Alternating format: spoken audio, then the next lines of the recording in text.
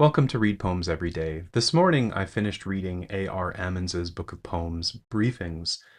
And after I finished, I sat at my desk with my poetry notebook, not my notebook for writing poems, but for taking notes about poems. And I just flipped that back through the poems. I don't, of course, have the time to slowly get to know every single poem in the collection. That would take an entire week. It would probably take 100 hours or more to do that. Instead, what I do is just in a sort of more economical method of just trying to get a handle on the collection itself. I jot down lines that stood out to me, and I also track patterns of images. And by that, I just simply mean I take note of page numbers or poems where common images or related images seem to recur.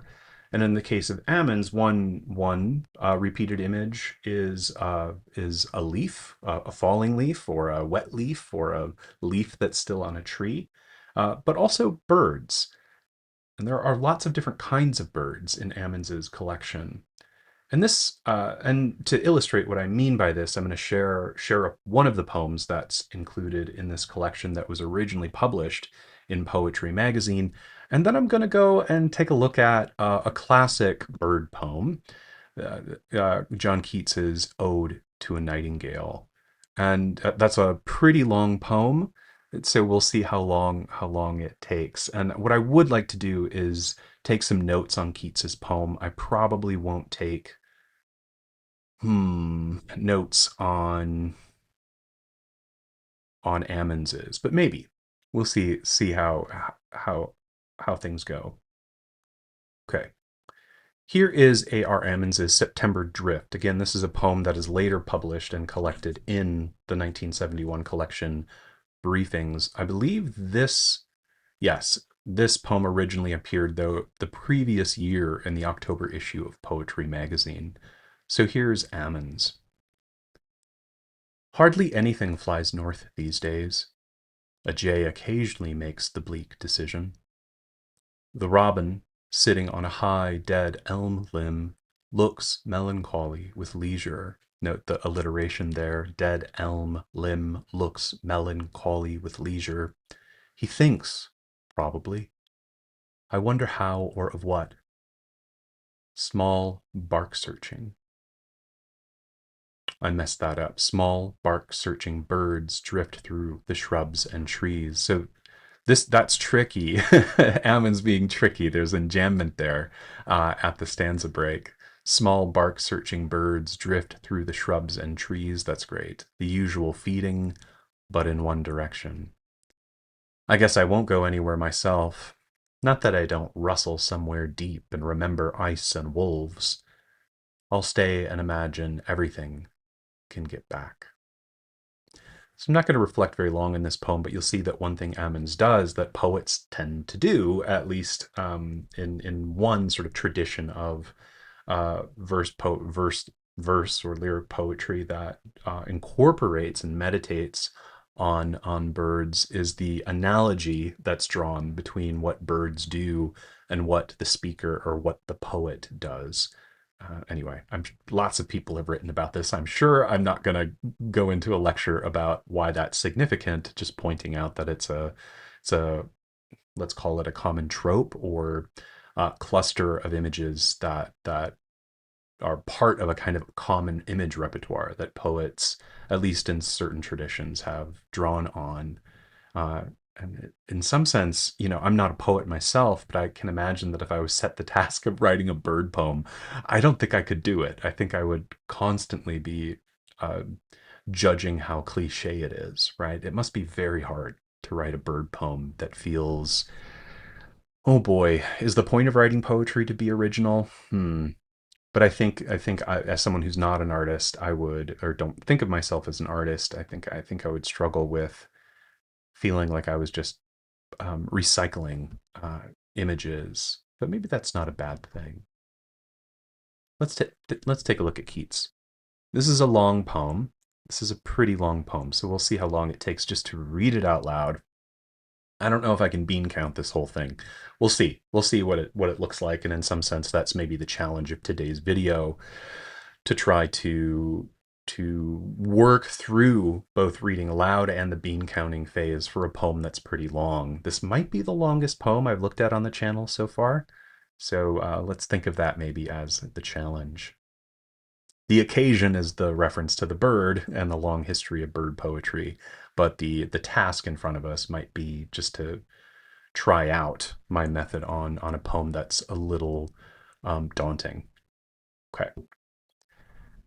So much older poem, John Keats's Ode to a Nightingale.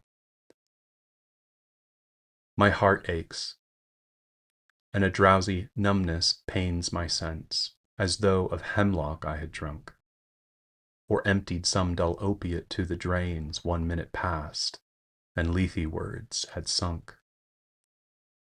'Tis not through envy of thy happy lot, but being too happy in thine happiness, that thou, light-winged dryad of the trees, in some melodious plot of beech and green, and shadows numberless, singest of summer in full-throated ease.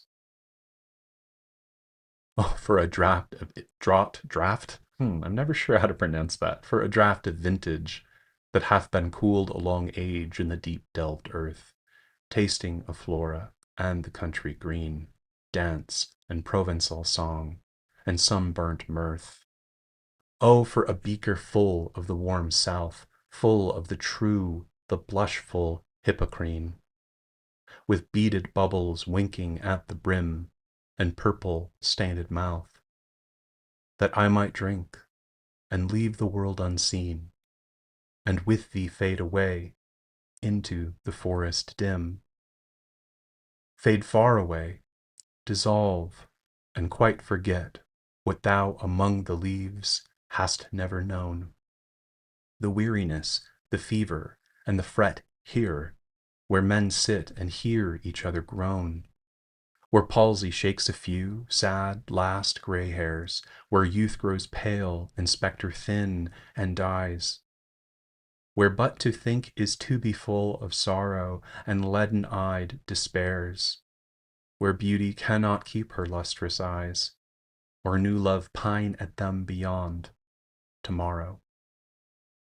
Away, away, for I will fly to thee, not charioted by Bacchus and his pards, but on the viewless wings of poesy. Though the dull brain perplexes and retards, already with thee.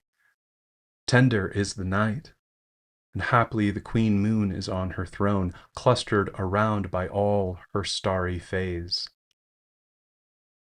But here there is no light, save what from heaven is with the breezes blown through verdurous glooms and winding mossy ways. I cannot see what flowers are at my feet, nor what soft incense hangs upon the boughs. But in embalmed darkness, guess each sweet wherewith the seasonable month endows the grass, the thicket, and the fruit tree wild, white hawthorn, and the pastoral eglantine. Fast fading violets covered up in leaves, and mid-May's eldest child, the coming musk rose full of dewy wine, the murmurous haunt of flies on summer eves. Darkling, I listen, and for many a time I have been half in love with easeful death, called him soft names in many a mused rhyme, to take into the air my quiet breath. Now more than ever seems it rich to die, to cease upon the midnight with no pain, while thou art pouring forth thy soul abroad in such ecstasy.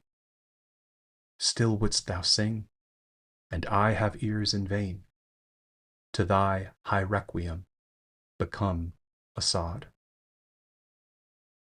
Thou wast not born for death, immortal bird. No hungry generations tread thee down. The voice I hear this passing night was heard in ancient days by emperor and clown.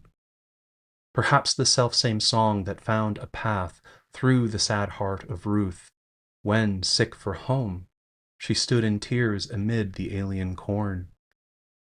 the same that oft times hath charmed magic casements opening on the foam of perilous seas in fairy lands forlorn. Forlorn, the very word is like a bell to toll me back from thee to my sole self. Adieu. The fancy cannot cheat so well as she is famed to do, deceiving elf. Adieu. Adieu, thy plaintive anthem fades past the near meadows, over the still stream, up the hillside. And now 'tis buried deep in the next valley glades. Was it a vision or a waking dream? Fled is that music. Do I wake or sleep?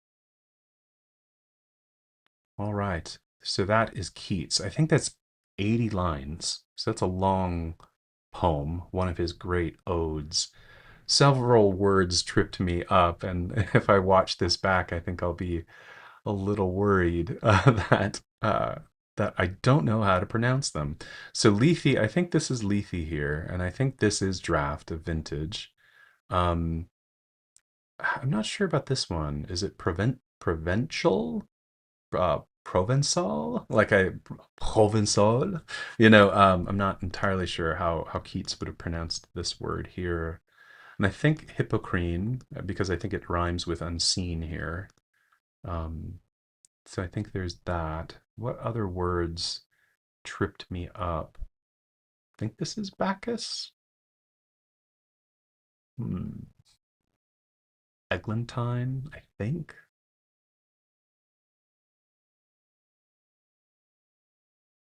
And then I think I said almost. Think I said weak in this. Do I weak or sleep? I don't know why. Do I wake or sleep?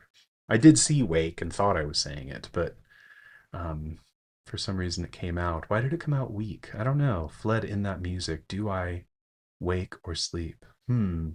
Maybe dream weak. I was thinking a long E for some reason, or my brain was anticipating a long E. Okay, so let's take a look at Keats's poem here.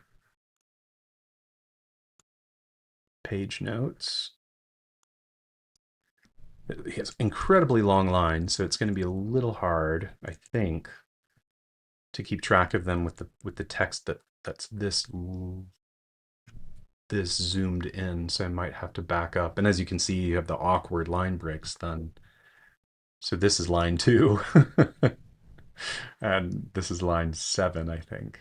So anyway, I think there are. I think what we have 10 line stanzas here. I think that's uniform throughout. One, two, let's zoom out even more a little bit. 1, 2, 3, 4, 5, 6, 7, 8, 9, 10. I think that's uniform throughout. Let's scroll to the bottom, or let's check 9. 1, 2, 3, 4, 5, 6, 7, 8, 9, 10. Yep. 2, 4, 6, 8, 10. Yeah. So 10 line stanzas. I think there are 8 stanzas. 1, 2, 3, 4, 5, 6, 7, 8. So that's 80 lines total. Long poem. Long poem. Okay, 10 line. I mean, we're not talking Paradise Lost long, but it's a long sort of lyric poem. 10 line stanzas, 8 stanzas, 80 lines total. Um, you do have indentation. So even numbered lines.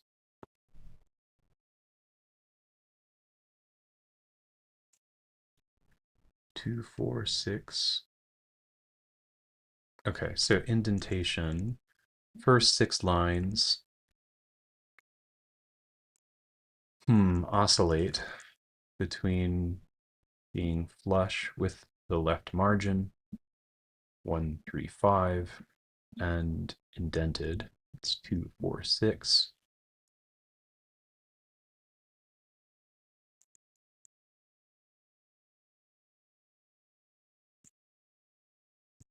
Is it that way throughout? It looks like it is.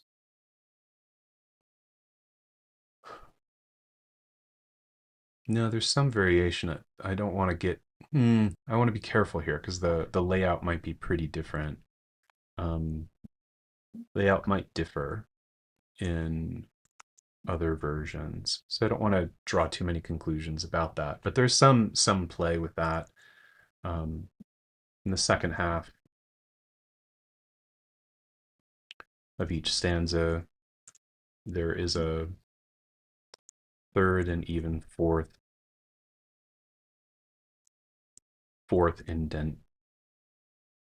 indentation. So you have a second, let's say second, third level of indentation. So for instance, line 7 here is indented further than any of the even numbered lines there, and the line 8's indented even further, but nothing past that. So okay. So I think that's all I can maybe say about indentation there. Okay. Line lengths are probably identical. My heart aches and drowsy numbness pains. That's 10. Singest of summer in full throated ease. Yeah, so we're talking 10 beat lines for the most part.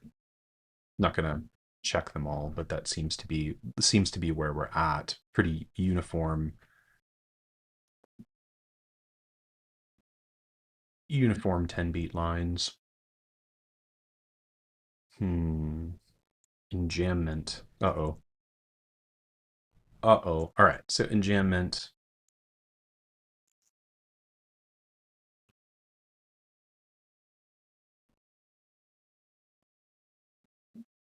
Let's just kind of go through. So pains my, so that's 1 to 2. Am I really going to track all these? Maybe. Let's just do the first stanza and sort of see where we're at. Drains 1.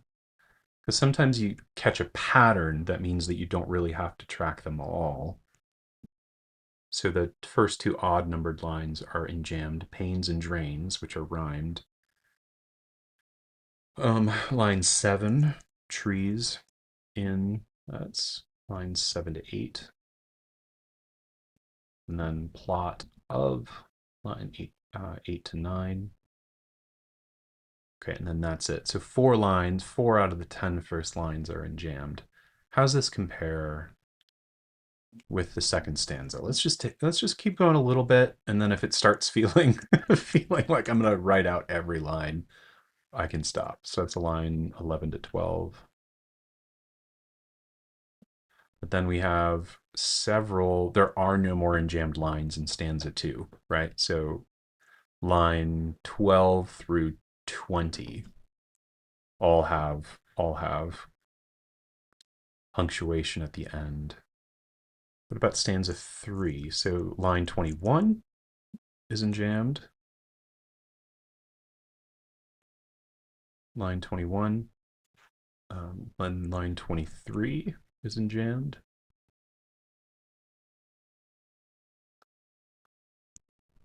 I'm going to be bouncing back and forth between zooming in and zooming out. Okay, so yeah, 23. Sorrow, and that's lines 27 to 28, I believe. Then that's it. So 28, 29, and 30 all end with punctuation. Stanza 4 has only one instance of enjambment. Blown through. Oh yeah, this was a word that tripped me up. Verdurous? Verdurous? I probably pronounced it in a very ugly way when I was reading it. Through verdurous glooms and winding mossy ways. Not a word I tend to use in my everyday life. That's 39 to 40. Blown through.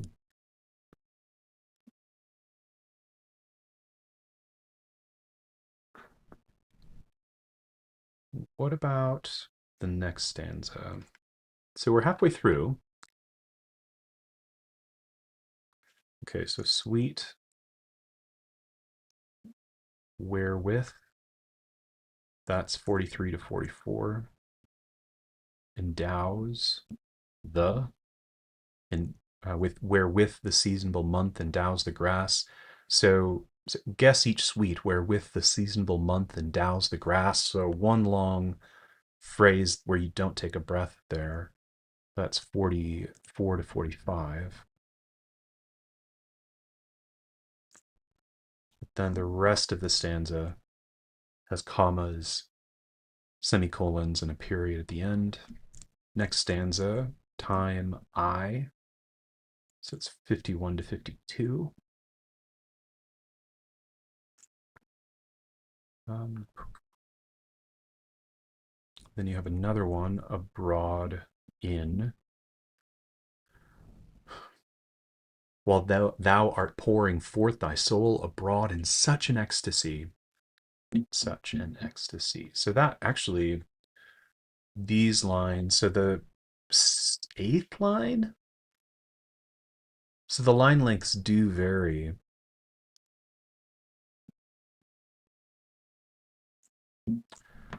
Hold on, let's check this stanza. While thou art pouring forth thy soul abroad. So that is 10 beats. But then is it the eighth line? It's the eighth line. Does vary. Okay. So abroad in. So what line is that? 51, 52, 53, 54, 55, 56. Okay, 57 to 58. Starts getting a little tricky. Tricky after that.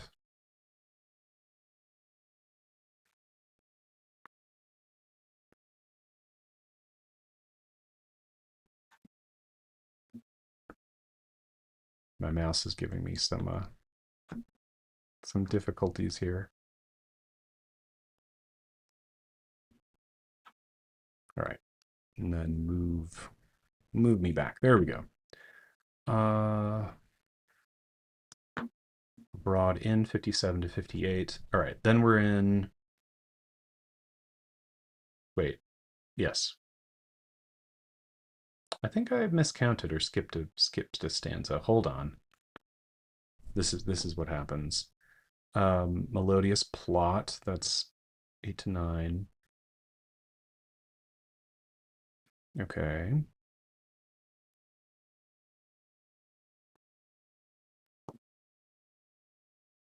Blown through.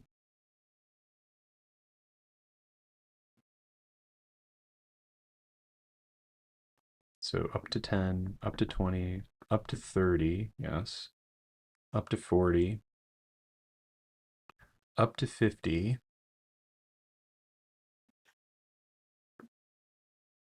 Yes. Up to 60. All right, nope, we're good.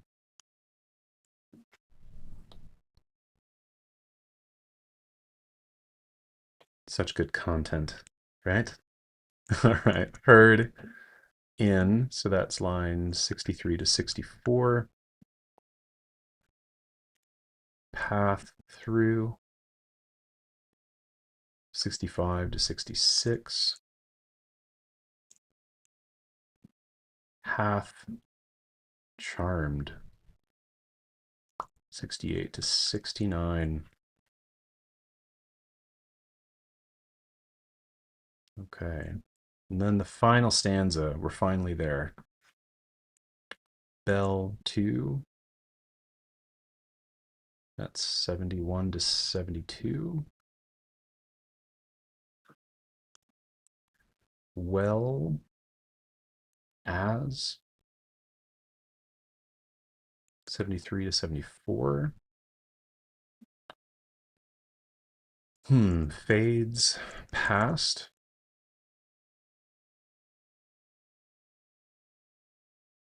Hmm, 75 to 76.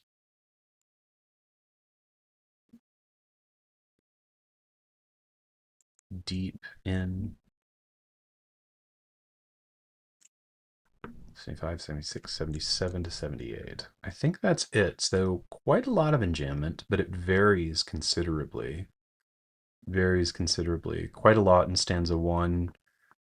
You know, thins, but it sort of thins out as the poem continues, and then several instances in the final stanza. So there doesn't appear to be much of a pattern to it. Keats is really varying the play of sentence and lineation, punctuation, lineation throughout the poem. So you have to pay very close attention. Though, you know, every stanza ends with a period. That is something to keep in mind. Or with a kind of concluding punctuation mark. Apparently, that's not fully true. Most stanzas end with a period, except stanza 2, so that's line 20, ends with a colon, and then the final line of the poem, stanza 8, it's line 80.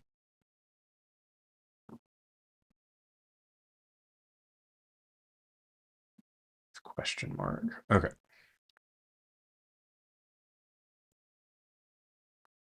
Let's keep our punctuation here. I don't think I can track. I really shouldn't track every instance of a punctuation mark. So let's just say, commas are everywhere. You do have some hyphens. For instance, lethy words, light winged. You have some. Keats is compounding things together, full throated. Actually, even just in the first stanza, at least in this edition, you have several hyphens. You have he uses dashes as he does here in line 6. Colons. Oh, hello. My old man is now saying hello. Hey, Casimir. You sick of hearing me talk about this poem? You want more poems about cats? Huh? Exclamation point here in the second stanza, and again here. So no semicolons in the first stanza. Am I right about that? I think so. No semicolons in the second stanza. Oh, no. Up near the end here, we have one in line 18, I think. So you do have semicolons starting in near the end of the second stanza. They tend to become more frequent. You have a couple here in stanza 3, more in stanza 4.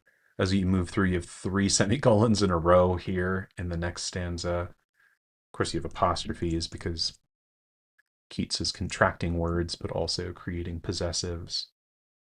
Is there anything I'm not catching? So I think one thing we can learn is that, that this is, I don't think I wrote down question marks yet. Question marks. This is a heavily punctuated poem that's drawing on, the full arsenal of punctuation and English sentences. A far cry, of course, um, from A.R. Ammons, who uses colons for the most part, the occasional apostrophe. He has parentheses here, a comma here, but for the 2 commas in these 2 lines and up here, so more commas than usual actually for Ammons, but you also see his trademark colon being used to good effect there. Hello, buddy. Hi, come here. Can you come here for me? Can you come here for me? Thank you. Thank you. You want to be on camera? See if we can blow this up. Here he is. Hi. You don't want to be on camera? Okay. Okay. You can kind of catch his ear right there. There it is. Okay. So we're almost through bean counting in this poem. And I do think, oh my gosh, look at the time. It's taken forever to do this. Punctuation and pronouns. I think, as I promised in past videos, paying attention to pronouns here is really important for tracking the oh boy, the situation of the poem or getting an initial sense of it beyond just the reading aloud. Um, you have, of course, first person singular, my, for instance. Oh, hello. Oh, hello. There he is. Hi. Hello. Yes, you're very good. You're very good. So, first person singular, my, I, and so on. Yes, hello. Hello.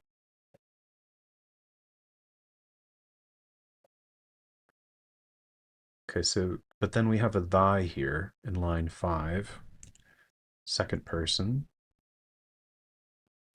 in line 5. So here is where he's speaking to the bird, whether an actual bird or not. Thy and thou in the first stanza. Let's kind of see if we find anything that a different pronoun here. Thy, thee. So again, the reference to the bird here.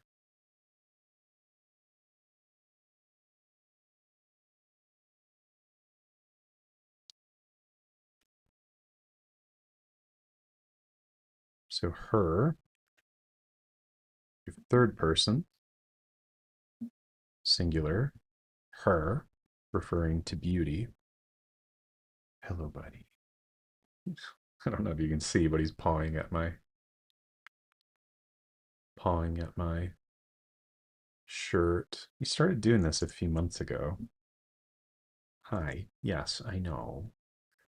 You have third person plural, them, referring to eyes here, where beauty cannot keep her lustrous eyes, or new love pine at them beyond tomorrow. Hmm. Setting up an interesting dynamic there. Okay. So more I and thee here.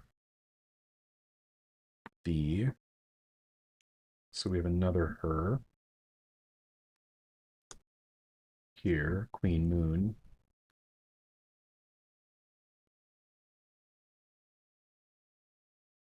I'm probably missing some pronouns, but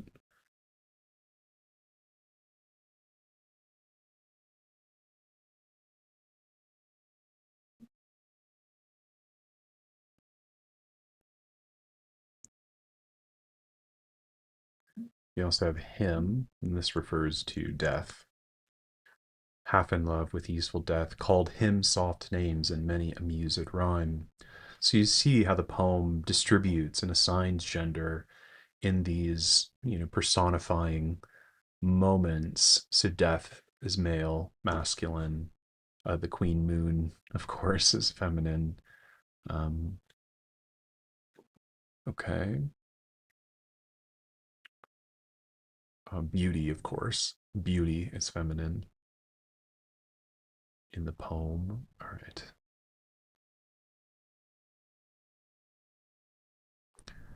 Also have she. This refers to Ruth, the Old Testament character and book, Old Testament book. So quite interesting. You have a lot of these references to these sort of pagan references or references to ancient religion and myth, and then sort of folded into that and woven into this is a reference to an Old Testament figure.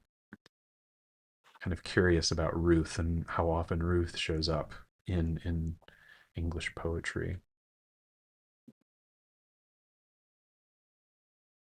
Okay, so I think that's it in terms of pronouns.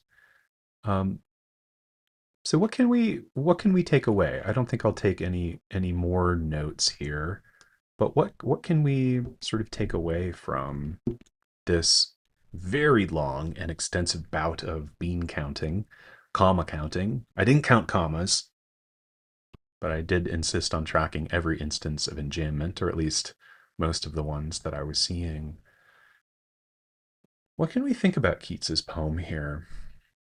Well, it's of course highly organized, as all of his odes tend to be.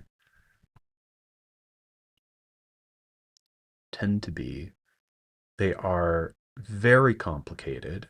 The syntax is quite complicated in that you can see that sort of played out in the extensive use and varied use of punctuation.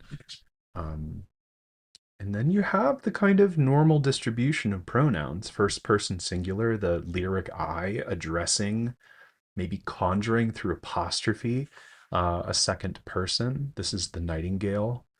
And this address becomes the occasion to imagine a whole host of other scenarios involving lots and lots of other images and scenes.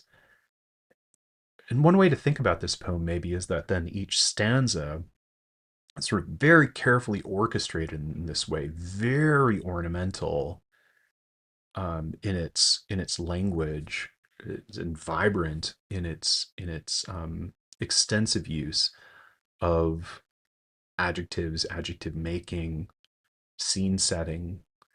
Each stanza kind of resets and reimagines through apostrophe a relationship between the speaker and this bird.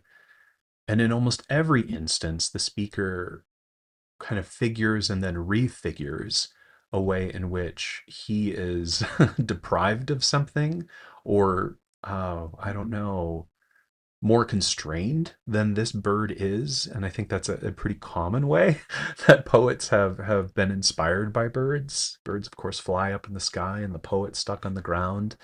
Um, but then also inspired because there's a kind of natural analogy to draw between birdsong and the song of poets, and the spells that birdsong casts and the kind of spells that poets may also want to cast. But in Keats's poem and in Ammons' poem, you also see a kind of gloominess at play when they think about birds. And that might be worth also thinking about. Why is it that birds inspire this kind of, or birds of a kind inspire these sorts of reflections? You see that Ammons's effort to try to imagine what the bird is up to is far more succinct than Keats, and yet we see some of the similar moves. Similar moves or moves he's inherited, whether consciously or not, from Keats, and so that would be something to maybe think about a little later. Okay. Well, before we hit the 40-minute mark, my goodness, uh, let's hit the pause button, hit the stop button, and maybe sit for a while. You know, if you have a chance and haven't read Ode to a Nightingale on your own yet, maybe close down this video, open up this link, read through the poem yourself, and maybe just as a challenge, try to read it out loud to yourself and see what you can see, and if you can track the prose sense of what Keats is up to through the poem. And if you're curious, start to track some of his allusions. What does it mean for something, after all, to be leafy words, right? What's with the reference to a dryad? Tasting a flora, what's that about, right? Anyway, just some things to maybe track on your own if you care to, or if you're a little rusty on your sense of the story of Ruth in the Old Testament, maybe look that up and think about what on earth that might have to do with this poem. Anyway, I hope nobody's heart is aching today. Thanks for spending time with me, with Keats, with Ammons, and hey, yeah, I think I decided. I end these videos by saying, let's read more poems tomorrow.